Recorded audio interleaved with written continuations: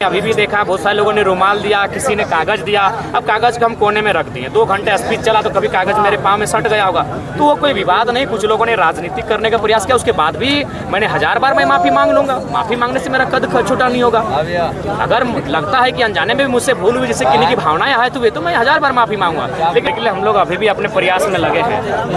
हमारी टीम लगातार मोर्चे पे है, क्योंकि चुनाव भी है, कहीं कुछ घटना घट रही है, हम लोग को वहाँ भी जाना पड़ता है, यानी पूरी चीज़ों को देखना पड़ रहा है। तो ऐसे में हमें इस बार लगता है कि केवल युवाओं का प्रयास ही नहीं, केवल किसी राजनीतिक दल का प्रयास ही नहीं, इस बार अभिभावकों को प्रयास करना होगा। मानव श्रृंखला से सरकार इसलिए घबराई थी कि मानव श्रृंखला में 4 लाख लोग आए थे, और सबसे खास बात थी उनमें 5 साल की बहन से लेकर 95 साल की दादी भी मौजूद थी। 40 साल के लोग थे, 60 साल के लोग थे, 70 साल के लोग थे।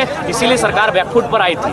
इसीलिए मेरा मानना है कि एक बार जो अभिभावक मंच है वो बिना किसी राजनीतिक बैनर के तले प्रखंड स्तरीय, जिला स्तरीय प्रदर्शन की तैयारी करे। अपने बच्चों के भविष्य को बेहतर बनाने के लिए, उनके भविष्य को लूटने से बचाने के लिए अभिभावक मंच को भी आगे आने की आवश्यकता है। हम लोग उनके साथ।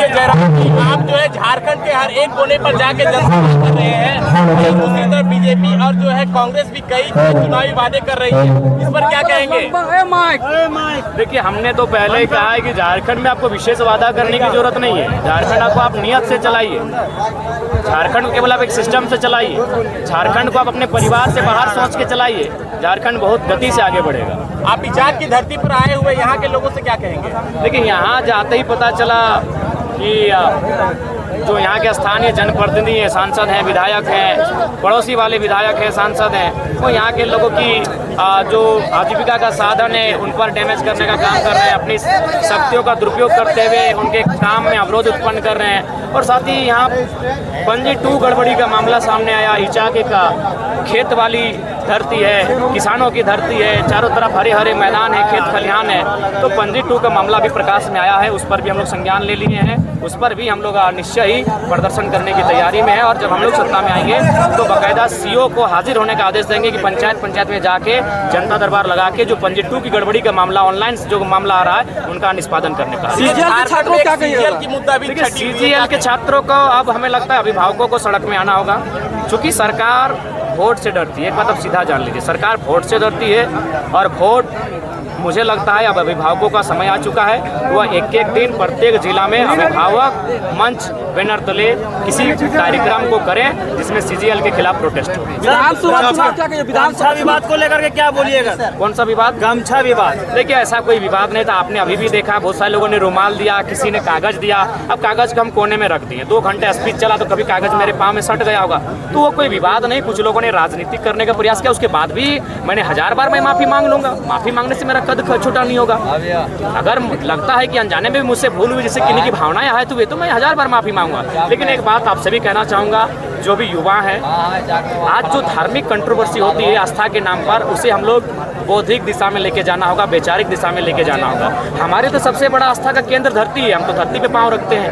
हमारे लिए सबसे बड़ा आस्था का केंद्र जल है। हम लोग जल को पीते भी हैं और उसमें अपने सोच और मलमूत्र का विसर्जन भी करते हैं। तो इसलिए लोगों को थोड़ा सा जो आस्था के नाम पे एक कंट्रोवर्सी लेके आते हैं, उस पर चिंतन मंथन करने की आवश्यकता है। बाकी पुनः माफी मांगे। विधानसभा चुनाव में सहयोगी कितना मजबूत है? देखिए, वो तो आप लोग भी घर बैठे देख रहे हैं कि साहेबगंज में हमारा जन समर्थन कैसा मिला। साहेबगंज में अगर वहाँ मुख्यमंत्री भी जाते हैं और बीजेपी वाले नेता भी जाते हैं तो बहुत मशक्कत करनी पड़ती है उन सुदूर क्षेत्रों में। गंगा नदी का तट है, लेकिन वहाँ जब हम गए तो पाँव रखने की जगह नहीं थी। मंच हमारा पहली बार टूटा, पानी, बारिश, मूसलाधार बारिश, उसके बाद भी लोग खड़े थे। तो जन समर्थन बहुत अच्छा मिल रहा है। उम्मीद है अपने मेहनत से हम लोग उसे वोट में तब्दील करेंगे। अच्छा, पार्टी का सहयोगी अगर आपका बात करें, संजय मेहता जी, जो एक तरह से कहा जाए तो जेल कैम्प का एक न्यू माना जा सकता है उनको। न्यू बात गिरिडीह के साथियों ने दिया था, बोकारो के साथियों ने न्यू को रखा था। उसके बाद धीरे धीरे उसका प्रचार प्रसार हम लोगों ने किया था। न्यू गिरिडीह, धनबाद, बोकारो के तत्वाधान में हुआ था। अच्छा, वो पार्टी छोड़ दी है, इस पर उनको शुभकामनाएं। छोड़ दिए, बहुत सारे लोग छोड़ के चले जाते हैं। अभी जेपी पटेल ने पार्टी छोड़ा, तो कभी इंटरव्यू उतना नहीं लिया, छोड़ के चले गए हैं। छोड़ना आना ये राजनीति में चला रहता है, उनको जहाँ भी रहे शुभकामनाएं। अच्छा, लोकसभा चुनाव की रणनीति में ऐसा क्या कमी रह गया था जो अभी आप विधानसभा चुनाव की रणनीति बनाए हैं? देखिए, लोकसभा चुनाव में कमियां रही, चूँकि पहला चुनाव था, हमारे पास हम लोग कैडर तैयार नहीं किए, केवल हम लोग स्पीच दिए और स्पीच से ये वोट आया। पहली बार हिस्ट्री में कि 8.5 लाख वोट आपके स्पीच से प्रभाव से लोगों ने वोट किया है। तो कैडर्स में कमी रही, बूथ मैनेजमेंट में कमी रही। हम लोग बूथ मैनेजमेंट की दिशा में काम कर रहे हैं, कैडर्स की दिशा में काम कर रहे हैं और हर एक समुदाय से उनके बीच जाकर बैठ कर वार्तालाप और बातचीत करने का प्रयास कर रहे हैं। तो लगातार हेलीकॉप्टर उतर रहा है आपका, स्कॉर्पियो से कैसे होगा विधानसभा का? देखिए, हेलीकॉप्टर हमें भी मिल जाएगा, ऐसा बात नहीं कि हमारे साथी, बहुत सारे साथी इंजीनियर हैं, डॉक्टर हैं और विदेशों में भी काम कर रहे हैं। कोई अच्छा उनका टर्नओवर भी है, लाख, 1.25 लाख, 1.5 लाख, 2 लाख, ये लोग हेलीकॉप्टर मैनेज कर देंगे। लेकिन हमने मना किया है, क्योंकि देखिए होता क्या है कि हमारी जनता भोली वाली है। बाकी जो पॉलिटिशियन है वो क्या करेंगे, इनको मैनिपुलेट करेंगे कि आपका नेता तो स्कॉर्पियो में हो गया, अब हेलीकॉप्टर में उड़ने लगा है। तो हम लोग स्कॉर्पियो से ही देख लेंगे जितना एनर्जी है। डुमरी के अलावा मांडू से भी आपके चुनाव लड़ने की सियासी गलियारों में देखिए, चर्चा है और चर्चा को खारिज मत कीजिए, चर्चा को चर्चा रहने दीजिए। बिना खर्चा का चर्चा होता है। और दूसरी सीट अभी संभावना रहने दीजिए और दूसरी सीट की घोषणा चौथे चरण में किया जाएगा।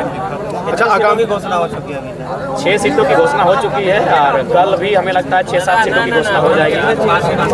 70 सीटों पे हम लोग चुनाव लड़ने जा रहे हैं और हमें आशा है कि 41 का आंकड़ा पार करेंगे। लक्ष्य जीतने का 40 का आंकड़ा, 41-41 का। यहाँ के स्थानीय राजनीति बारे में क्या कहिएगा? देखिए, स्थानीय राजनीति तो हर एक राज्य में होती है। महाराष्ट्र बरकट्ठा में विधानसभा आप पहुँचे, यहाँ पे क्या कहिए? देखिए, यहाँ चाचा भतीजा का जो शासन है वो 20 वर्षों से है, 25 वर्षों से है। केवल वो आपसी में पाली बदलने का काम करते हैं, एक बार गेंद इस पाले में, एक बार गेंद इस पाले में। अब वो व्यवस्था रुकनी चाहिए, अब यहाँ बदलाव होना चाहिए। एक बेहतर विकल्प, एक मजबूत नौजवान को आगे आकर अगुवाई करने की आवश्यकता है और हम लोग अगुवाई का अवसर दे रहे हैं। बरकट्ठा में निश्चय बदलाव होगा। तो अगर आपका एक सीट निकलता है, मान के चलिए, तो पहला काम क्या करिएगा? देखिए, सबसे पहली बात, हम लोग जो काम कर रहे हैं हम लोग सरकार बनाने के लिए आए हैं। अगर आप काम करना चाहते हैं तो उसके लिए आपको डायरेक्ट रूप से सरकार में आना होगा, फिर आपको योजना लेके आना होगा। गली नली सड़क में आप रह जाएंगे ना। काम अगर आपको करना है तो उसके लिए आपको सरकार में आना होगा, सत्ता में आना होगा, जहाँ से आप नीति नियम विधेयक। कितना सीट आना संभव है? देखिए, 41 सीटों की संभावना लेकर हम लोग आगे बढ़े हैं और उम्मीद है कि राज्य की जनता एक नए दल को नई विश्वास के साथ सौंपेगी। अच्छा, सामान्यतः देखा गया है कि पार्टी जो है, पार्टी का लीडर जो है वो सरल दिखते हैं, लेकिन आप इतने अग्रेशन में दिखते हैं। तो देखिए, चूँकि सरल हम भी, हमसे सरल कोई नहीं है ना। हमारे पहनावा को देखिए, हमारे खान पान को देखिए, हमारे रहन सहन को देखिए, हमारे व्यवहार को देखिए।